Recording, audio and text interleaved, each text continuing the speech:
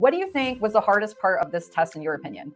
For me, the most involved portion was definitely reading and writing module 2. I think that like where those graph questions tend to be. And then in addition to that, I would say when it came to math, there were like difficult questions kind of scattered throughout the test. Typically, you can expect like your hardest questions to always be like 20 to 22. But in my experience this time, it was like they were kind of placed throughout the test. I think you had mentioned something to me about how like from like number 16 to 19 on module 2 was like the most involved math questions, and then 20 to 22 was a little bit less involved, I guess, this time. Yeah, I would say it's definitely test to test. But I think that before, a lot of people went into the exam with the mindset that they would allot a lot of time for maybe questions 20 to 22 specifically.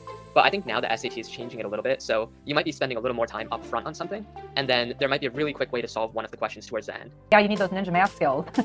But I think that also is like testament to the fact that using the strategy of just marking something to come back to is going to be so crucial. As a disclaimer, there's different test variations, right? So Inesh took one variation of this test, but you guys might have taken a different variation. So he's speaking on his specific variation today. So if your experience wasn't that 16 to 19 was more involved, you might have had a different test form than he did.